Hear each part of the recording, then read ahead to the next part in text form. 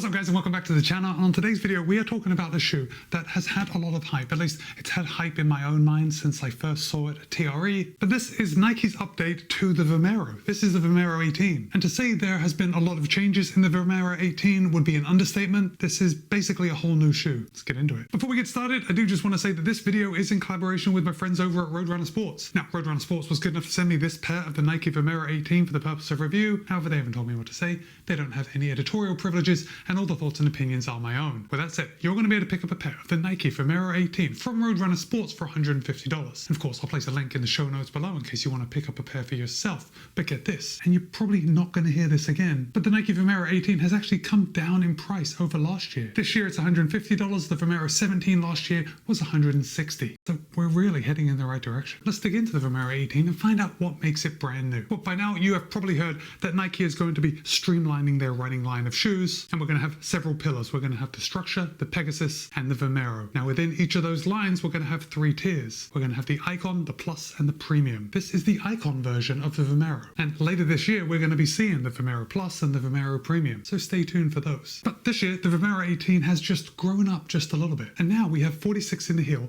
36 in the forefoot, still for a 10mm drop. Now last year the Vomero 17 had 39 in the heel, 29 in the forefoot, also for a 10mm drop. So we're seeing a stack height increase of 7mm. Now, in a lot of places, you're going to see that the stack height has grown by 6mm, and that's probably because I think the stack height in the Vomero 17 was actually 39.5mm. So the Vomero 18 has grown somewhere between 6 and 7. Probably 6.5. And that's not the only difference between the Vomero 18 and the Vomero 17. So right now, with 36mm in the heel, like that's a max stack shoe. And Nike has intentionally positioned the Vomero 18 to be a competitor in this wildly popular running shoe niche, the max cushion daily trainer. But by doing so, by making the Vomero a true max cushion daily trainer, they've also taken away something from the people that love the Vomero 17, like me. But I think it was actually a good play by Nike, because last year when the Vomero 17 came out, I actually thought this was very similar to the Pegasus, and I actually liked it better than the Pegasus. I mean, last year, before the Plus and the Pegasus Premium came out, I would have thought the Vomero was like a more premium Pegasus. But now, by bringing out the Vomero 18, with its max cushion stack, Nike is kind of leaving the work of the Pegasus, so you know, that mid-cushioned daily trainer, the type of shoe that you can do everything in. Nike's leaving that to the Pegasus, and they're taking all the max stack goodness and putting it in the Pegasus rather than overlapping the two. Now, do I miss the Vomero 17? Yes, but it's really unfair to compare the Vomero 17 with the Vomero 18, because it's just a different shoe. It's made for different types of runs. Now, because the Vomero 18 is a max cushion daily trainer, if you are looking to pick up a pair of the Vomero 18, you're probably also going to be looking at the Hoka Bondi 9. Now, the Hoka Bondi 9 has 43.38 for a 5mm drop. It'll cost you $170, so $20 more than the Vomero 18, and weighs in at 362 grams. So it's 22 grams lighter than the Vomero 18. Next up, you'll probably compare it to the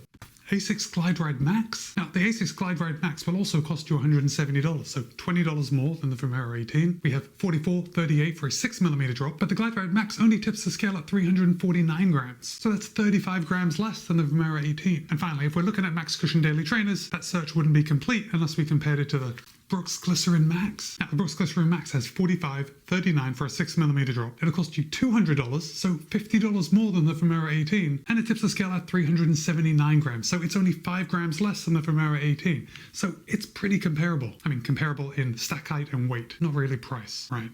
So let's jump right in and talk about materials of the Vomero 18, and we are going to start on the heel collar, and no surprises here, we have plenty of padding around the heel collar. Now Nike does say that the heel collar on the Vomero 18 is 18% softer than the Vomero 17. If I just pull out the Vomero 17 again and actually feel them both, yeah, I guess there is a difference. It's the type of thing that you would never notice unless you had them both next to each other, but it feels like the material around the collar of the Vomero 18 is just a little softer. The material on the 17 is just almost a little coarse by comparison. Anyway, moving on. The heel counter on the Vomero 18 is fairly rigid. Now, it's not super rigid, but it's more rigid than something that is not rigid. I hope that was clear enough. While I want to say it's semi-rigid, that's only because I am able to put just a little bit of pressure on the sides and the back, but that's really not saying anything. It is definitely rigid enough to give you a good heel lock. And I didn't experience any issues with any heel slip at all. Nike has included this heel pull right on the back, which I think is a nice addition, aesthetically speaking anyway. It's kind of got like a faux suede kind of microfiber overlay right here on the back. But the heel pull on the Vomero Vomero 18 is like just wide enough for me to get that finger in, but right here in front of you, I think that is both the first and the last time that I will ever put my finger in that heel pull. I had no issues getting my foot into the shoe, so for me it's not really needed. Now for the upper, Nike is using a new engineered mesh, and I want you to take new with a pinch of salt because I don't want you expecting too much different. It's still an engineered mesh like most running shoes, but Nike is including zonal breathability, and just by looking at the shoe I can see we're going to have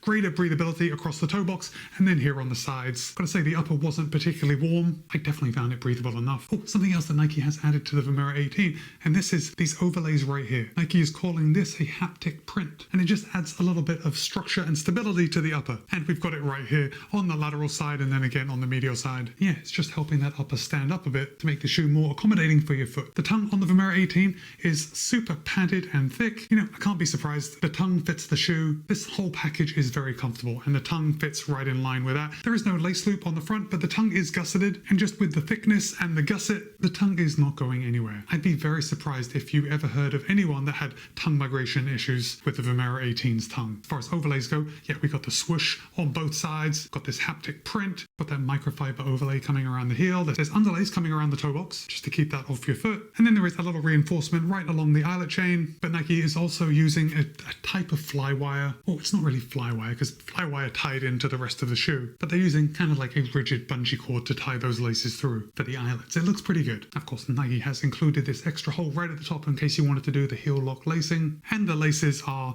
well, the laces are fine. They didn't come untied once. So let's come down to the midsole. Now, Nike is using a dual density setup. So they're using two different foams, and you can see right on this bulbous part right here, we have a big Zoom X printed. What the funny thing is that where that Zoom X is printed is not actually Zoom X. The Zoom X label is right under the Zoom X. So what we've got is a thin layer of Zoom X right on the top, and basically on this colorway, it's everything above the red. So we've got a thin layer here, and then we've got React X on the bottom. Now, the Zoom X makes for a very nice step-in feel. Like when you put your foot in, it's just that Zoom X soft, and it feels very good. Now, this is not your usual React X. Nike has reformulated it to make it more responsive and just a better overall foam. Now, you may remember in the Vomero 17, we had a top layer of Zoom X and a bottom layer of Cushlon 3.0. Well, the React X is a big step up from the Cushlon, and the Zoom X and the React X working together just partner beautifully. It's a nice ride, but we'll get to ride in just a second. Oh, let me just show you the bottom. Now, I think the thing that is most apparent is this big area in the middle with the exposed React X. And also we've got these flex grooves in the forefoot, and while I'm talking about flex grooves, let me just give that, it's actually surprisingly flexible. That's nice. But anyway, where you can see the rubber, that's Nike's high abrasion outsole rubber. They have reduced the amount of rubber coverage on the 18, at least when we compare it to the 17, and they are including this podular design in the outsole rubber, which you can see up here on the forefoot. Now, Nike says that this podular design is to increase flexibility and durability. Now, as far as wear goes, when I look at these little podular outsole rubber pieces up on the top, I think it's actually looking pretty good. I can still see those little grooves in the outsole rubber, which tells me that after the amount that I've run in this shoe, that it's not wearing down very quickly. Now, if I look back here on the heel, on my lateral heel edge, where I usually see the wear, yeah, there is one little traction square that I can notice has been worn down more than the others, but honestly, that's not surprising. In fact, that is to be expected on any pair of shoes, especially a daily trainer that I take out and test. But other than that, I think the outsole rubber is standing up pretty well. I'm not so sure about increased durability with this podular design, but I would still say that it's going to last an average amount of time. But for $150, at least compared to the other max cushion daily trainers that we've looked at, you are saving money. So as far as ride goes, I am not going to be unfair to the Vomero 18 by comparing it to the Vomero 17, because again, it is a totally different shoe. I'm going to take the Vomero 18 as something new, and I'm going to compare it to other max cushion daily trainers. And at least in my collection of max cushion daily trainers, the Vomero 18 is the heaviest, at least by a couple of grams. But with that said, I have to add that the Vomero 18 does not ride like a super heavy shoe. And I think this is where Nike has really nailed the design, the geometry, and the midsole foam, because it all works together to make a very smooth and comfortable and soft ride. Now, when I say soft, the Vomero 18 is definitely not marshmallow soft, but I would also say that it is not firm in the slightest. They have really been able to grab that middle ground of what feels good when we're out on the run. Now, the Vomero 18, again, a max cushioned daily trainer. It is made for those daily runs. You could put this shoe on your foot and you could go out and you could knock out a 20 miler. And if you can handle running 20 miles, at least your feet aren't going to feel bad because they have been so comfortable and like bubble wrapped in the Vomero 18. It's a solid ride. The downside to the Vomero 18, and again, it's not really a downside because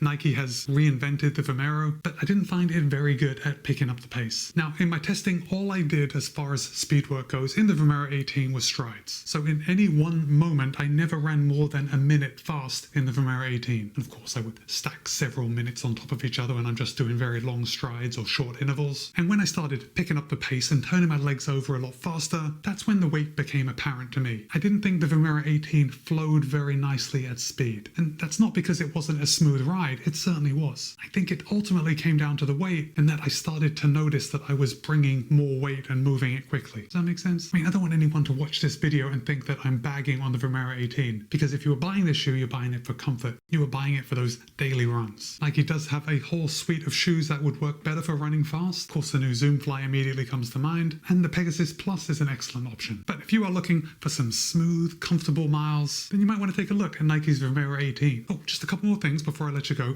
about the fit. Now, Nike typically runs a little narrow, and I would say that the Vomero 18 is slightly narrower than some shoes, but I did have a lot more room in the Vomero 18 than say I did in the Pegasus 41. It seemed to just be a little more roomy. And then as far as stability goes, I know, look, when we've got a stack of 46 in the heel, it can be a little scary to know that we have like that much foam under our foot, and is it going to be a bit wobbly? I can say that I didn't experience any instability issues in the Vomero 18, so if that is a concern of yours, just know that it wasn't really an issue for me at all. So now I want to hear from you. Have you run in any of the Vomeros over the last 18 years? Are you thinking about picking up a pair of the Vomero 18? Drop a comment and let me know. But for now, it's Matt B. This has been my review of Nike's Vomero 18. Be kind, be happy, run well. I'll see you in a couple of days.